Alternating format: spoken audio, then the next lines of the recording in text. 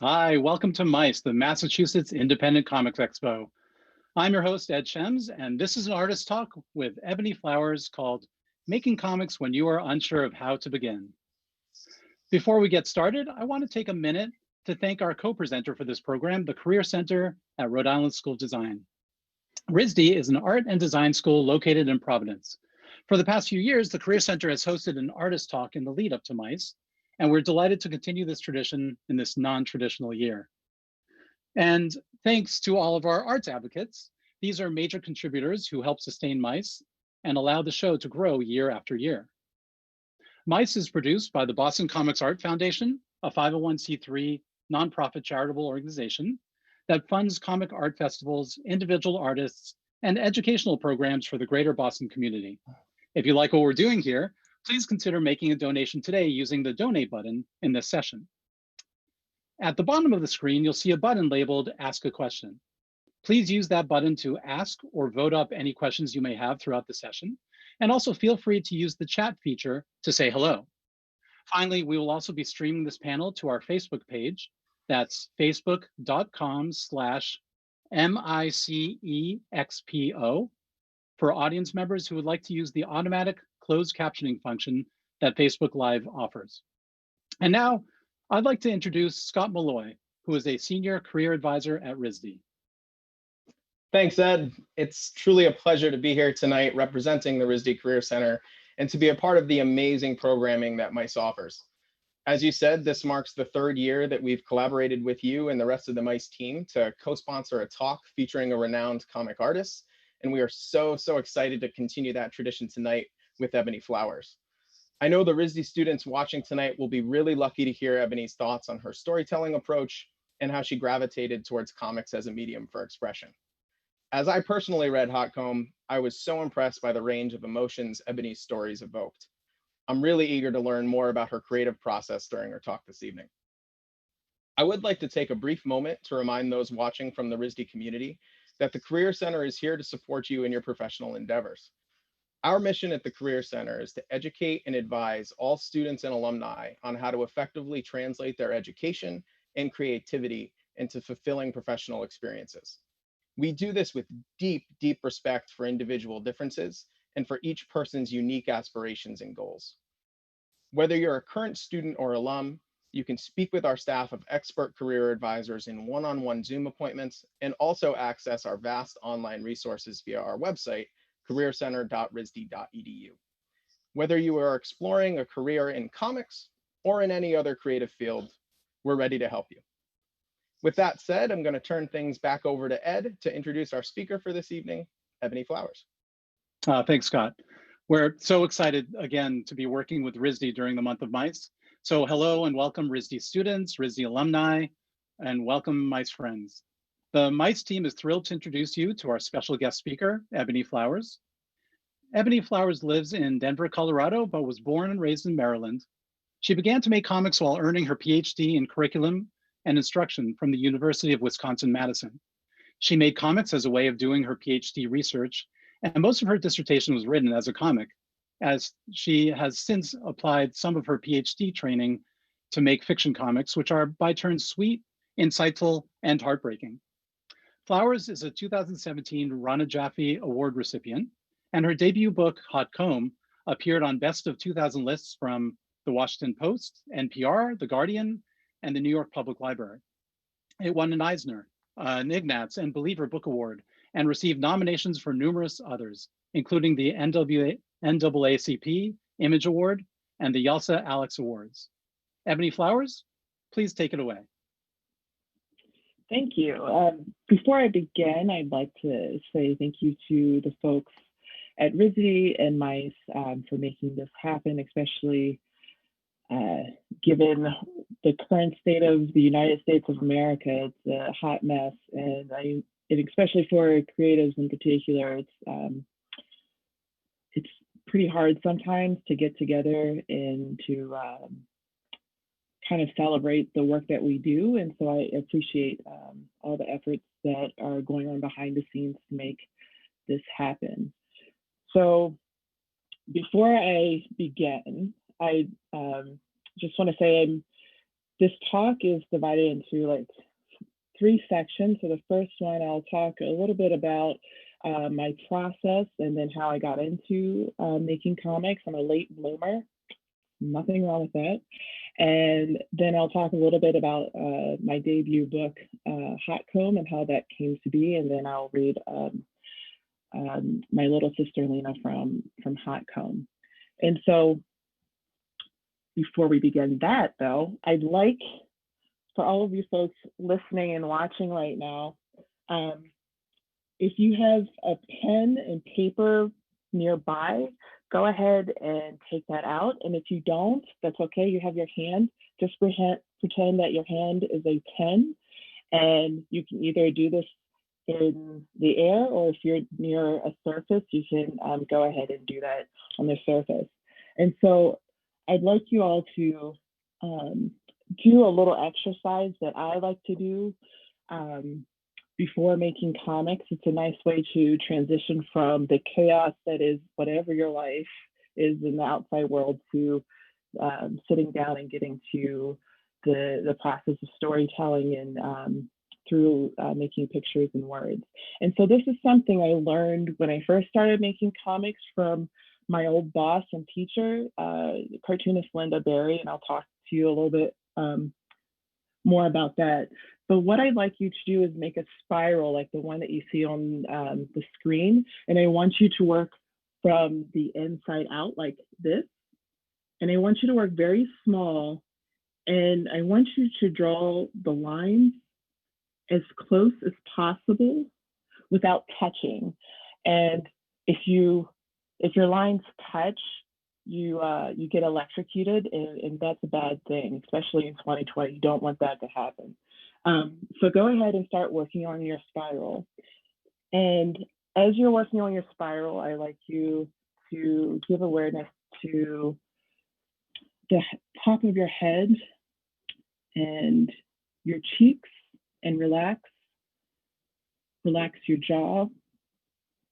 Give awareness to your neck and your shoulders, and relax. Relax your arms, so your upper arms and your forearms. Give awareness to your chest and your belly, and relax. Relax your back, your upper back and your lower back. Go ahead and move down to your hips and your thighs and relax. Relax your calves and relax your feet. So the soles of your feet all the way down to the tips of your toes. And move back up to your hands and give awareness to your hands, and relax the palms of your hands all the way down to the tips of your fingers. And I'm going to recite a poem that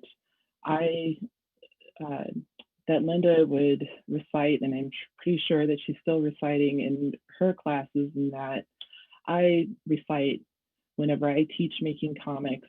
And I also recite to myself from time to time when I'm about to begin making comics. It's a Rumi poem that's the title's translated as The Diver's Clothes. So go ahead and keep working on your spiral. You're sitting here with us, but you're also out walking in a field at dawn. You are yourself the animal we hunt when you come with us on the hunt. You are in your body like a plant is solid in the ground, yet you're wind.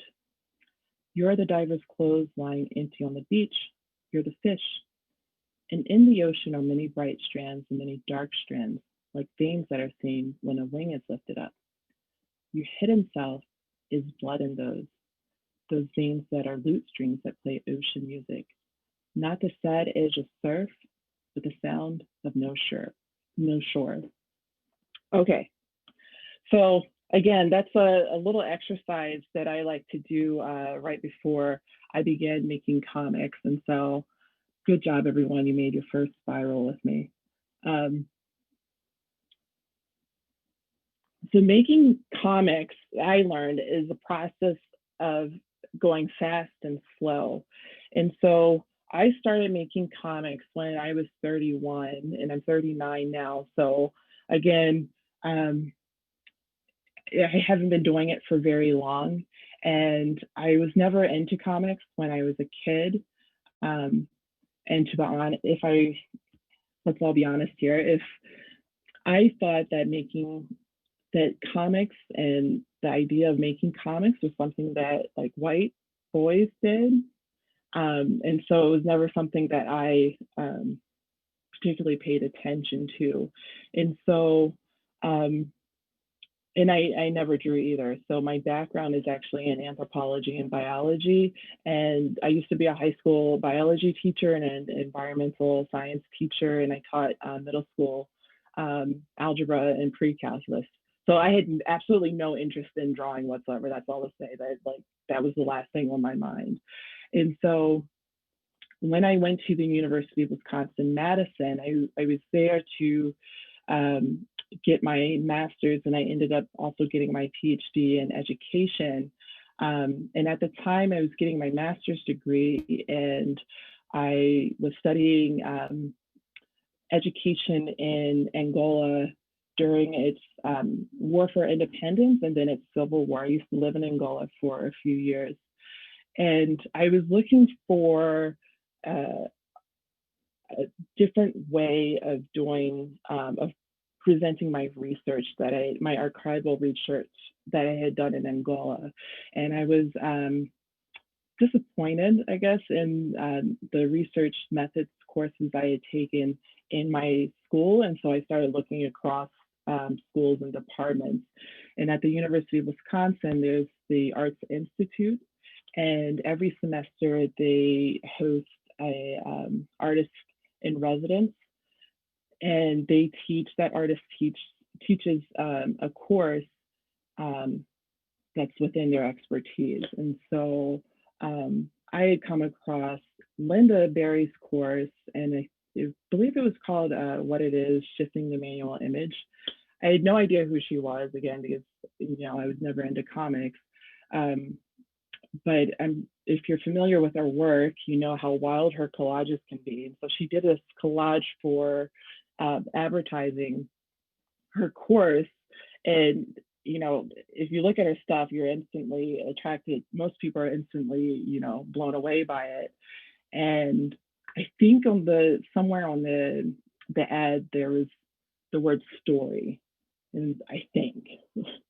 And so I signed up for the course, I got in, and I loved it. I mean, it was pretty transformative in not only how I thought about ways of doing my own research, but ways of thinking through picture making practices, and then also my background as a teacher. And so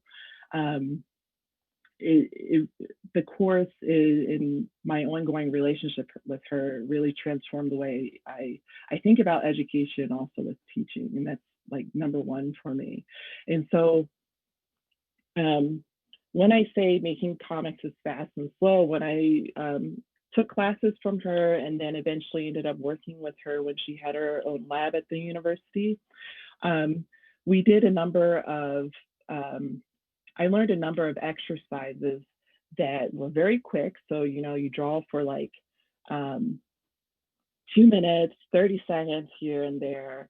And so it's enough time to get something on paper, but it's not enough time to really think about like how awful you think your drawing is or how amazing you think it is. It's just something, it's enough time to get something down and then move on to the next thing. And then, so we did these like very rapid like iterations of like writing and drawing exercises. And then from that, we created stories. So we spent a longer amount of time organizing all of these pictures that we had made and all of these like short like little writings that we had made to create this a longer story that's a little bit more cohesive than the pile you see in front of you.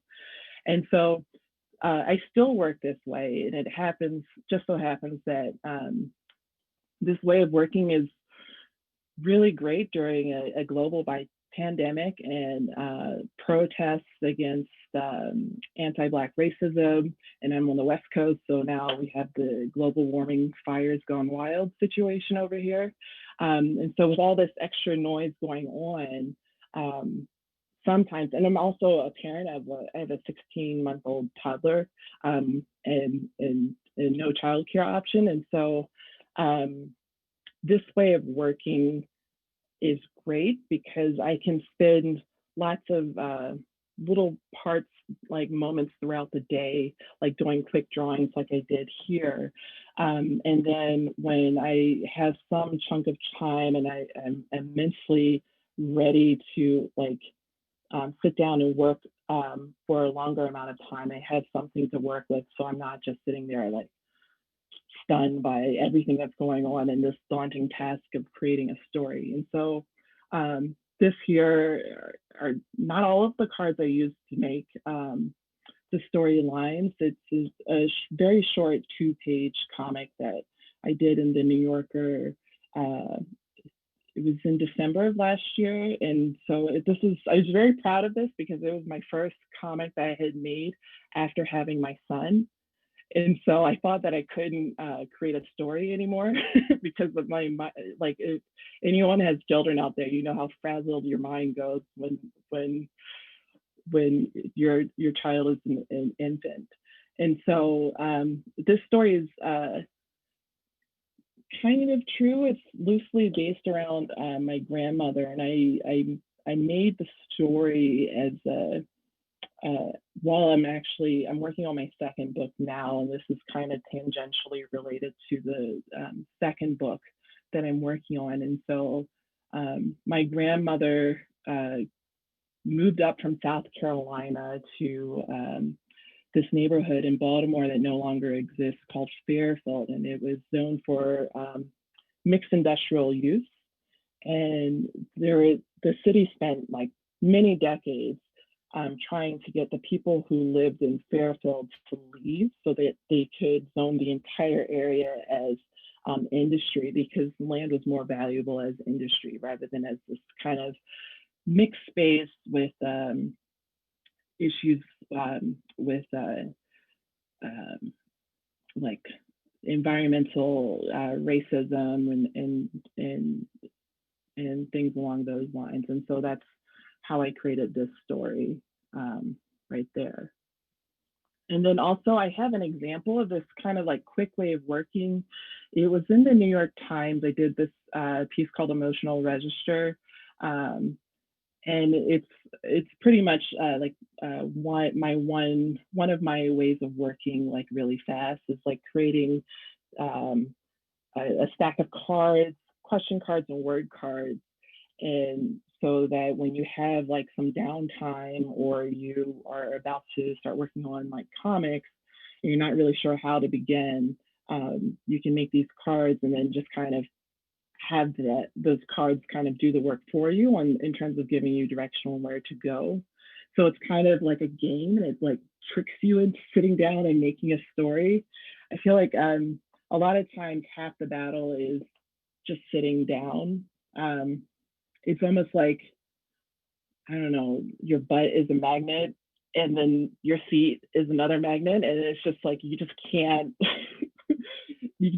sit down. And so I have a lot of these little like games and stuff that I do as a way of sitting down, doing something very quickly so I can get into this kind of groove of making comics.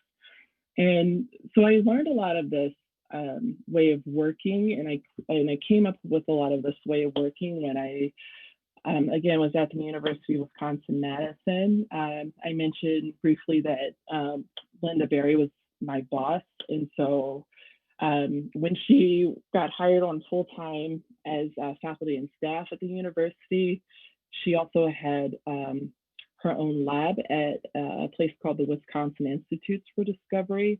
Her lab was called the Image Lab, and the Wisconsin Institutes for Discovery is this interdisciplinary workspace that houses research labs from across like very broad fields. So you have like a lot of folks in the STEM fields, with folks in the social sciences and the arts and humanities, and then also in education.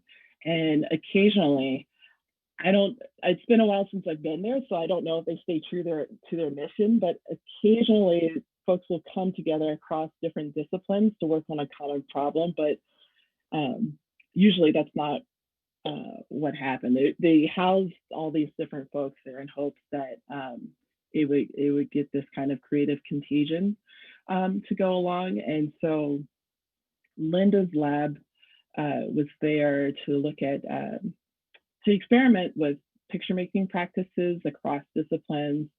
And I mean, I'm saying it in a very square way. I mean, it was really wild working with her and spending time there. I mean, at one point we had this like model car, like a life-size model car up near like the virology labs. And so this is all about, picture making practices. So yeah, it was just a very amazing and intense time where we were just trying to get folks like me who don't consider themselves as artists, who have a very different idea of what their career trajectory looks like and what their expertise looks like, and how they draw upon that expertise to create new knowledge, because that's what academics do.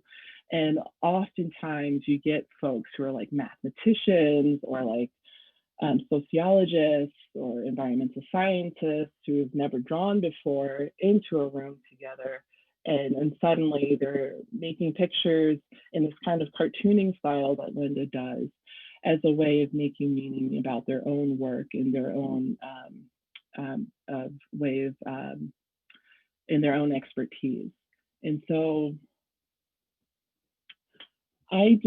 my dissertation is about one of the projects that went on at the Image Lab. And this is the scene from I don't know who took this picture, but it's just a picture. I'm sure maybe Linda took it. It's a picture of this course called Drawbridge. And Linda created this course so that grad students could get together with preschoolers to work together as co-researchers. And they did this through drawing, storytelling, playing pretend. And Linda was curious to see if grad students could borrow a preschooler state of mind as a way to help them with whatever research they were doing. She saw that grad students were really like, they're so like, now I'm speaking for myself too, we're so like focused and taught to be so tunneled vision on our own work and trying to showcase our own expertise that sometimes it's hard to see the forest through the trees. And so her thinking was that if she got grad students to work with preschoolers in this way, they would see how perhaps more, how much more they could make new connections with their work if they kind of let loose a little bit. And so I did a bunch of field work in preschool classrooms and just talked about, in my dissertation, I'm not going to go into details, but I just basically talked about this course called Drawbridge. And one of the things that came from this, it's not necessarily from my analysis or the big thing that I talked about in my dissertation, but I think it's pertinent for artists or people who might be curious about making comics but don't see themselves as cartoonists. One thing I noted was that making comics is more than representation. And I think this is why I gravitate towards making comics. It sounds simple, and I hope like artists are like, no shit, but for me, it was like very eye-opening to experience this whole way of storytelling through making comics. because it was like, for me, it was a full body experience. And so like people have asked me, well, why did you start, why are you doing this? Because, you know, I've had other careers before, and I've had, and, you know, I have a PhD, so I have these other ways of expressing myself. But I gravitate towards making comics because it's just, I just feel so energized by working with the brush and making the lines, and it's a feeling it's a full body experience I've never had before with other things I've done. And you know, I taught, when I go down the list of all of my jobs, I feel like it's what it is. So I'm just going to go down the list. So I taught before. I used to be a caregiver for three elderly men with Down syndrome. I traveled throughout sub-Saharan Africa. I used to make prosthetics at one point. I was really keen on like becoming a scientist, and I literally have become the opposite of that, which is the cartoonist with a cat. And so yeah, when I was making comics for my dissertation, I really had to like hit this home for my committee, because they were familiar with arts-based research and arts-informed practices, but picture-making practices in qualitative research is typically used as representation. And I think is typically used as representation as a way to, like a kind of supplement to whatever interviews or field work that goes along, that's along with the research. And I really wanted to show, and I think I was successful with it, that making comics is a standalone thing in terms of a research method, and is unique because it's more than just trying to picture a pre-existing thought. And so it's a way of thinking itself. So here are some images from my dissertation. So it wasn't a lot of it, most of it, I made most of it in comics, but not all of them, not all the pages were in comics. I went back and forth to prose or regular academic writing, more collage style. Yeah. And I hopefully, if anyone is curious about getting a PhD, I have one RISD friend at the University of Wisconsin who's now getting her PhD in environmental science and making comics. It's a lot easier now. It was very difficult for me to get people, like faculty, on board with the idea that my dissertation would be a comic, except for Linda. She was on my committee, but everyone else had a really hard time with it. I actually had to like switch my entire committee around to graduate and to make that, and to be able to make my dissertation as mostly a comic. So it's worth it, and it should be a lot easier now at the University of Wisconsin. I know a few other people who are doing that, their dissertation as a comic. So the same time I was doing my dissertation, I was also making stories for Hot Comb, and it was kind of like the side thing I was just doing, not with the intention of making a book. So I should note that. So I was just making comics, but I wasn't like saying, I'm going to make a whole bunch of comics about Black women's hair. It just, I was doing it as a kind of stress reliever from grad school and work. And then after I graduated, I won the Rana Jaffe Award for fiction. And then because they gave me money, I felt like, okay, now I have to make a book because that's like the purpose of the award. So I looked through all of the comics I had made, and I noticed that there was a decent number of them that revolved around Black women's hair.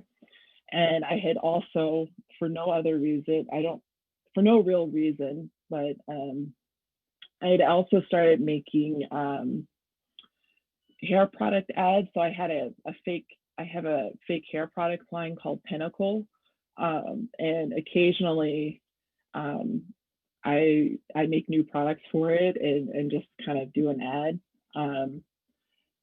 ad for them. So I brought all of that together to create Hot Comb. And so Hot Comb is a mix of fiction and creative nonfiction pieces, and they all loosely revolve around Black women's hair, and they deal with broader themes of family, place, and belonging.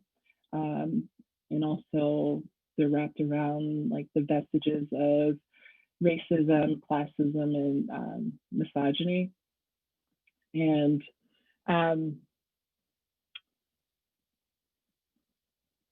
yeah, and so the stories are very personal, even though some of them are not like true to like my life. But there's an emotional truth to all of the stories that made this process, like the process of publishing these stories, and knowing that more than just like the 5 people at the University of Wisconsin I shared my comics with would read them. That was a little nerve-wracking, and I was a little nervous at first when I first started going to events and meeting people who had read my book, because I didn't know what to expect. And I was pretty pleasantly surprised by not only the reception I got from my stories, because again, I wasn't making this with the intention of creating a book, but also the diversity in people who came up to me to talk to me about how some aspect of one of my stories resonated with them and in their life. And it was, I had people who would say things like talk to me about very serious things, and then also I would still say it's serious, but not as like heavy as like anti-Black racism. But they would talk to me about like how they love my use of music in some of my stories, and like the record player scene, for example, in Big Ma, and how that reminded them of growing up and listening to their family's records. And so my little sister Lena is a fiction piece, and I wrote this around the time, I guess it was the Olympics was 2016, the last Olympics, and there's this gymnastics team. There are a couple of Black women on the gymnastics team. And I remember there was one Black woman on the team, and she was an amazing athlete. And she, during her performance, rather than people focusing on how amazing she was with her athleticism and skill, they focused on her hair and how her hair was too unkempt and inappropriate for competition. And it's hard for me, this is another reason why comics exist, because it's hard for me to express in words how that, like, me reading this made me feel. And so I knew that like my hair, like Black women's hair, is more than just an aesthetic, like a thing that's a part of our bodies, that it has, because of the history of anti-Black racism in this country, that history is also imprinted and ingrained on our bodies, and that also includes our hair. And the fact that, there is this woman who worked so hard to become this amazing athlete, and the sole focus is on her hair, was just it was just heartbreaking, but also familiar.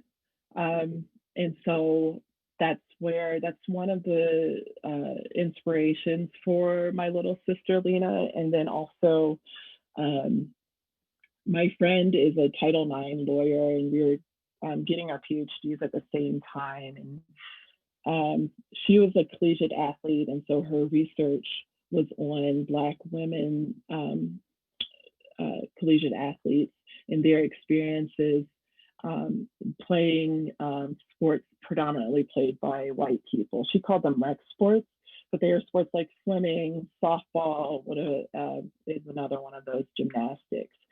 And so she interviewed a large number of women, and one of the things that she mentioned in her research was that so many of these young women mentioned some sort of anxiety, some degree of anxiety around what to do with their hair during competition, and how that anxiety not only impacted how they were able to perform during competition, but also impacted their academic life and how they performed in the classroom.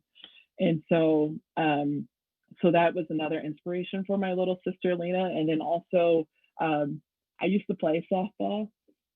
I wasn't very good at it, but I'm showing you a couple of pictures of where I'm actually doing something well. So this is me doing an RBI, so I'm bringing a batter in, and then this is me. I'm pretty sure I hit that ball. Let's say I got a grand slam in that one. So I loved playing softball because of I'm an introvert, and so being on a team, I like playing sports in general. Growing up, because it was like a very easy way of making friends without really trying hard. And then especially with softball, there's a sing-songiness to the culture of playing softball that I really gravitated towards. And so I tried to capture that in my little sister Lena. And so so I'm going to read that story to you. My little sister Lena.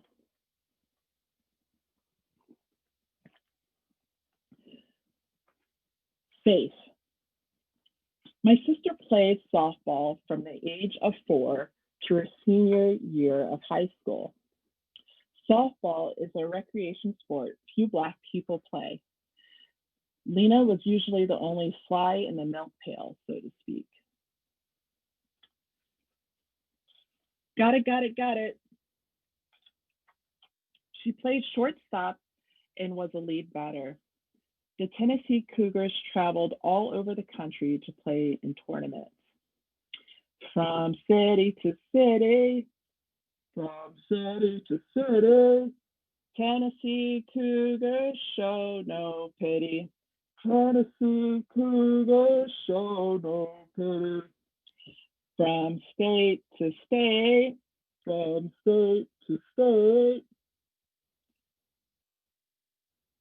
Tennessee Cougars dominate. Tennessee Cougars dominate. From coast to coast, from coast to coast. You're right. Tennessee Cougars are the most. Uh-huh. Oh yeah. Oh yeah. After a day of playing back-to-back games, the Cougars would rest at their hotel and swim. Hey guys, let's see who can do the best dive. Yeah. Cannonball. The first time the team swam together, they noticed something curious. Lena's hair. Her hair went from afro to curly when she got it wet. You guys know that was the best cannonball y'all seen. Oh my God, your hair. How did your hair just do that? Lena's white teammates, or everyone else on the team, marveled like she just did some kind of magic trick.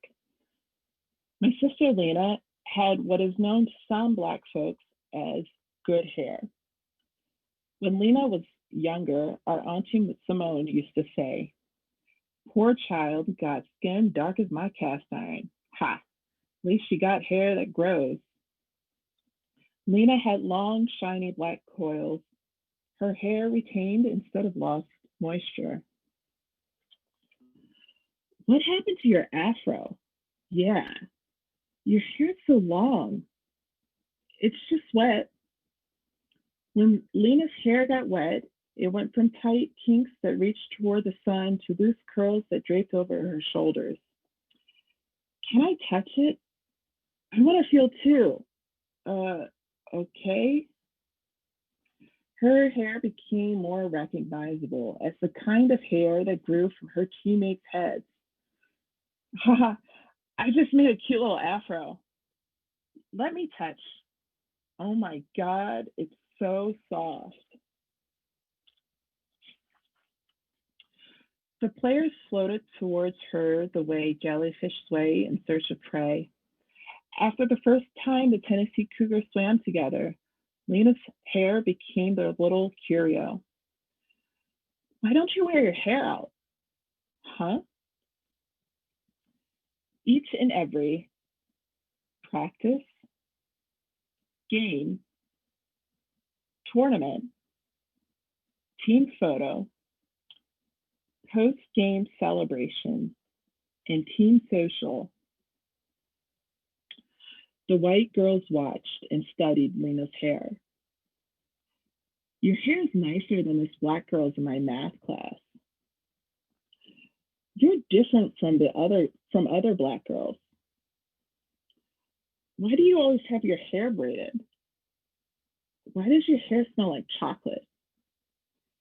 "Give me a tea. So soft." "Huh?" And of course, they touched Lena's hair whenever they felt the urge, which was all the time.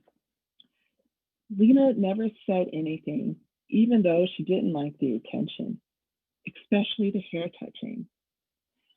Nice catch. They weren't mean, but they weren't exactly nice either. Lena's teammates made her feel caged up, and so Lena began a little ritual whenever she was alone. First, she tugged and pulled at a braid until it unraveled.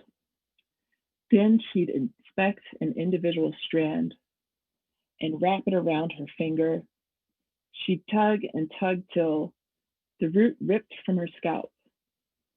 She'd feel a pinch of pain and then a little wave of relief. She'd do it again and again. And that was Lena's ritual whenever she was alone.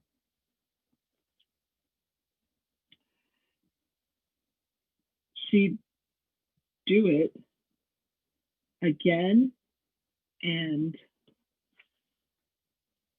again and again and again. And in a few months, Lena noticed a little bald spot.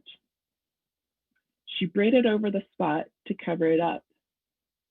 And then another bald spot appeared. And another and another and another and soon Lena ran out of ways to cover them up and people noticed. "Oh my God, Lena's going bald. What's up with your hair, Lena? You got AIDS or something?" Lena wanted to stop, but she didn't know how. She wanted that relief after each little pinch of pain. "How was work, Mom?" "Tiring." "How was soft?" "What the? Your hair's falling out. Bend down." "How did you get all these bald spots?" "I don't know." And so our mother took her to the doctors. "I'd like to speak with you in private, Mrs. Russell." "Sure." The doctor drew blood, collected a urine sample, and did a skin biopsy. All the tests came back normal, obviously. I'm almost certain there's nothing physically wrong with Lena. I wrote a referral for her to see another doctor. Here you go. Thanks. A shrink? Yes, I think Lena's doing it to herself. Lena, are you pulling your hair out? No. Dr. Yang said you were. I'm not. It's worth repeating. Lena wanted to stop pulling her hair out, but she still craves that relief after each little pinch of pain. Headed to practice, Mom. See ya, Mom. See ya. And though her mother wanted to believe her, she noticed.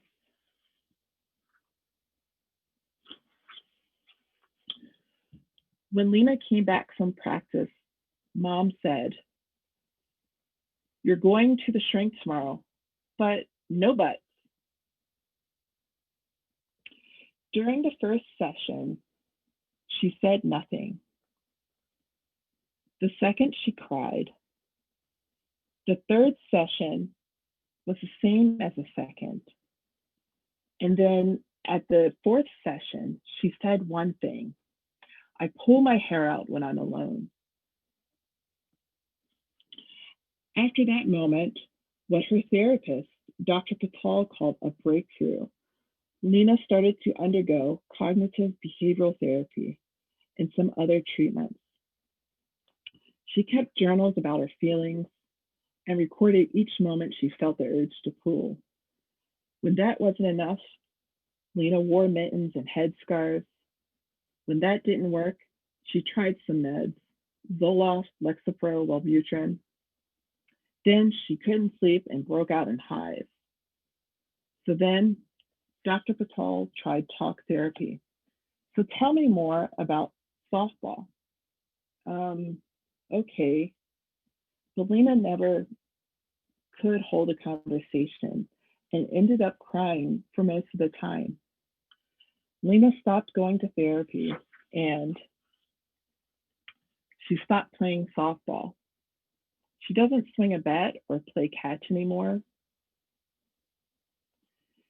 She still pulls her hair out though. From city to city, Tennessee Cougars show no pity. From state to state, Tennessee Cougars dominate. From coast to coast, Tennessee Cougars are the most. Uh-huh. Oh, yeah. That's the end.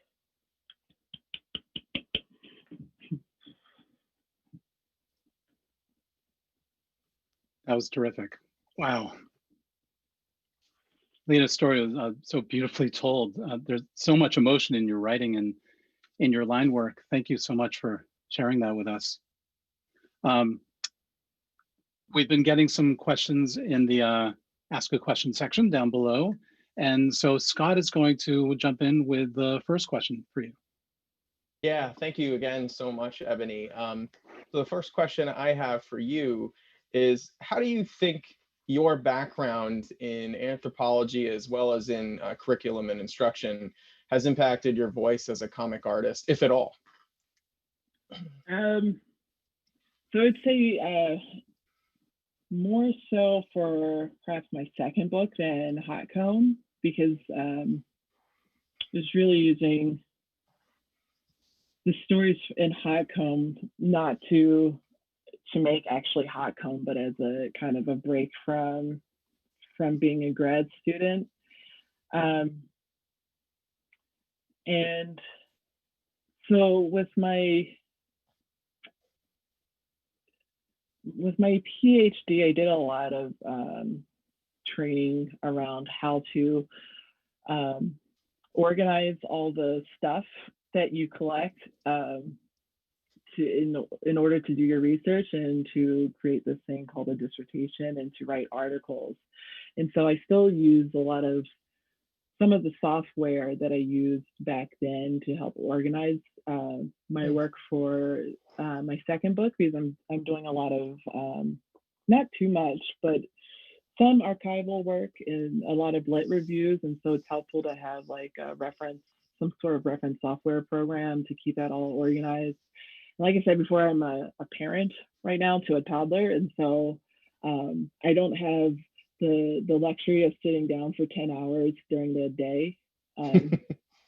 Sometimes we do that in the middle of the night to get work done, but and so I also use this software called it's open source, so that's why I'm going to say the name. It's Visual Understanding Environment, as a way of organizing my stories, my story and the storyline, so I can, even if I abandon it for a couple days, I can come back to it, or a couple weeks, and I can come back to it to remember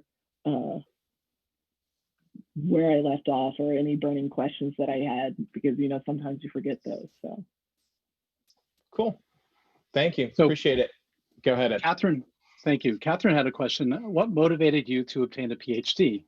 And when did you know this is what you wanted to focus on? Do you feel like in order to obtain some sort of stability in the art world financially, higher education was the way to go? I had no plan to become an artist. Like, that was not in my realm of like thought. I wanted to work. Honestly, I wanted to work for the State Department, or I did some work overseas, and I lived overseas, and so I initially thought that I would go back and either work overseas or work for the State Department, because they had good benefits. And so it was actually Linda, towards the end of my PhD, she was like, you could become a cartoonist. And I was just like, why? Like, why would I do that? But yeah, so that wasn't how I was thinking until she brought it up. I was just doing it, one, for my dissertation, but my fiction, creative nonfiction stuff, I was just doing it to amuse myself. Well, I'm thinking that if Linda Barry is going to tell you to be a cartoonist, you're going to be a cartoonist. Yeah, you can't like say no to her. It's hard for me to say no to her. I'm sure. It really is. So we've got another question from the audience, and this one I like a lot, and I'm sort of wondering myself as well. This one's from Simone, and she writes, in addition to your story building exercises and the spiral exercise, which I absolutely loved, by the way, do you have more mark making exercises that you do to get into the comic making frame of mind? Yeah, I have a ton of stuff.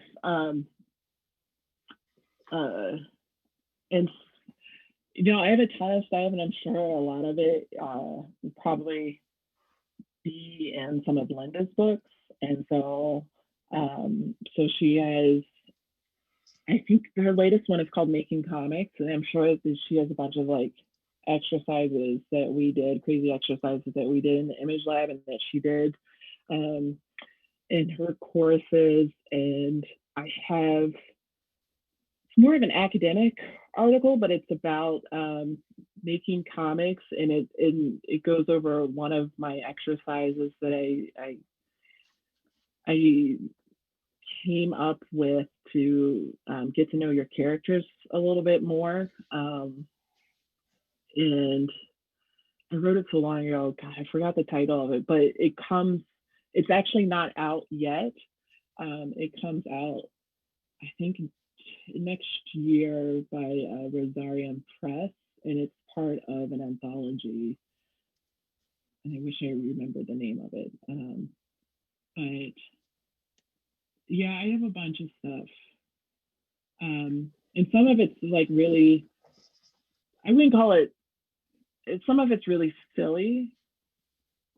So like I will just kind of draw a squiggly line, and kind of like make it into a monster. We do these things called self-portraits.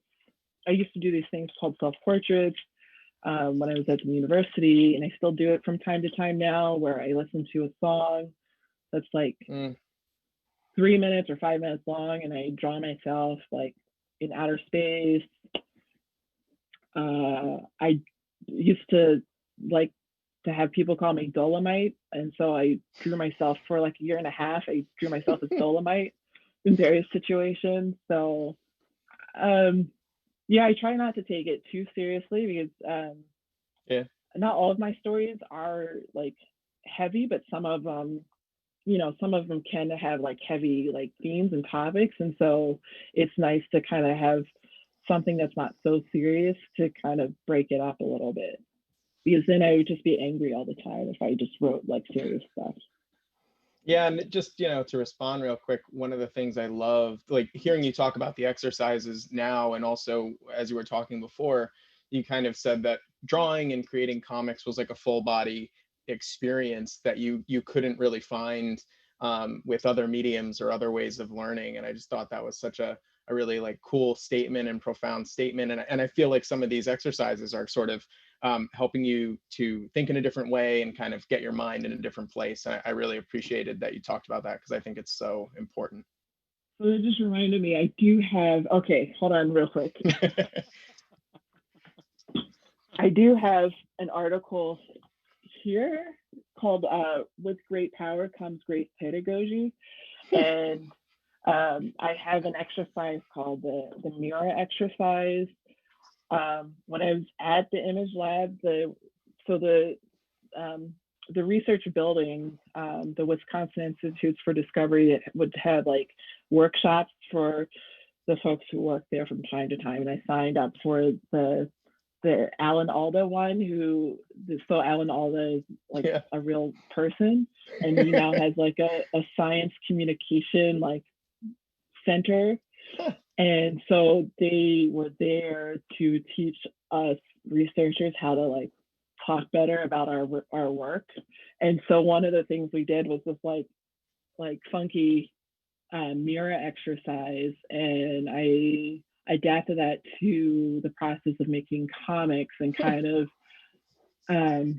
as a way of, I think a lot of the work that goes into making comics is losing some of your inhibitions, especially around this idea of a good and bad drawing. And so the mirror exercise that I talk about in here is a way of doing that. Amazing. I'm going to take the next. Yeah, thanks. So this is from Tracy, and I think so many people can really see themselves in this question. She says, I'm overthinking where to start and how to start and what materials to do and how to set up a page. Any advice to help unstall this process?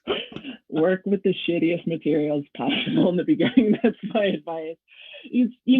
Like with comics, there's so many panels to tell us that you have to make to tell a story, that I feel like if you work with the like good stuff right off the bat, it kind of creates a wall. Like you have to be like, whatever you draw or put down on the page has to be the thing, because this is the good stuff. So like I said before, like these are like index cards for a section of my book I'm working on now.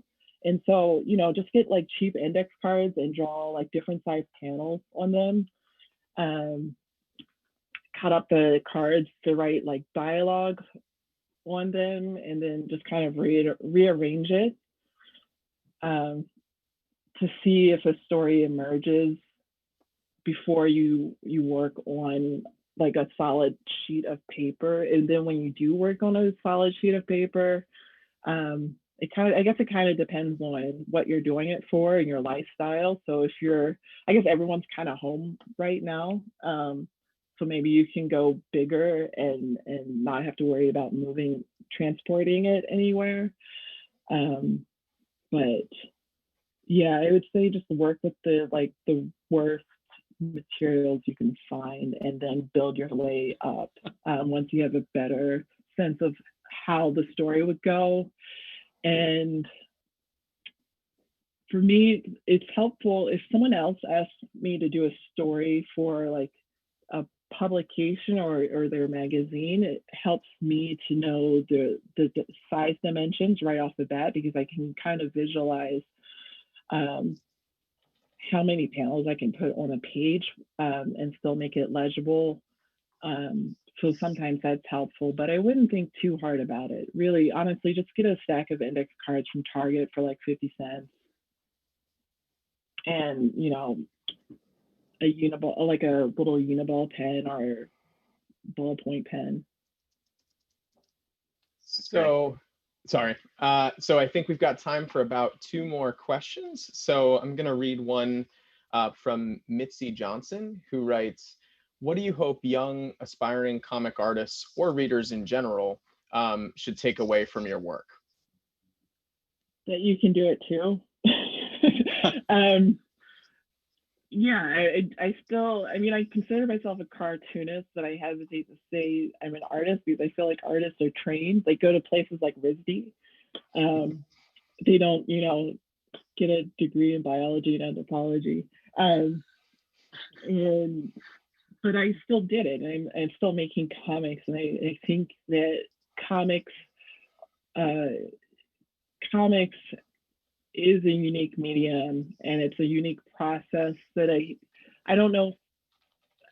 Maybe now there might be a lot more gatekeepers, but really, it's this amazing medium that anyone can really tap into as long as you can like draw a circle or the alphabet, and you can the possibilities are really, I think, endless, and I'm excited to see what other people do with it, and I'm also looking forward to see what I do with it, because again, I just started doing this myself. So I get the last question, and I'm going to cheat because I'm going to throw an extra question within this question. So Ratasha wrote, as the mother of a young Black female aspiring cartoonist, what advice would you give her to draw characters that look more like her / us? While you're at it, Brandon also wanted to know about using a brush, and did you find it intuitive to capture Black hair texture with it? Or is that something that you had to develop over time? See, they kind of work together. Oh, well, so how do you draw yourself in a way?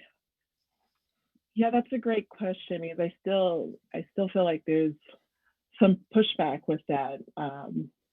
Because like I said, we've mentioned briefly before, I kind of was joking about it, but it's still true that like comics is really a very white, male, heteronormative thing. And so nowadays you're getting, and even before, but like nowadays, like Black people who are in comics, their names are more well known, and and you can see their work more readily because of the internet. And other things. And so I think comics in general has to get used to this idea of like Black people drawing themselves as characters instead of like caricatures, which is kind of the history that unfortunately that comics has.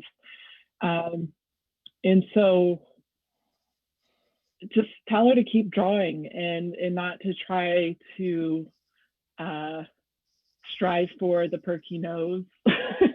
I'm obsessed with noses whenever I teach like making comics, but like please don't draw like the perky nose with the big eyes and the gigantic hair, because not all Black women, I love big hair, but not all Black women have it. So yeah, and just I think it's just something that comes with time too, because you have to be comfortable in your own skin, and that's an ongoing process to undo a lot of the self-hatred and self-loathing that comes living in a world that's full of anti-Black racism. And so there's no like one thing that I would say to help with that. It's ongoing. I still struggle with that sometimes too. Yeah, and what was the other question? About using a brush to get the Black hair texture. Why did you choose a brush? You know, it's actually, so I chose the brush because Linda chose it for me. she said, you know, use the brush, and actually liked it.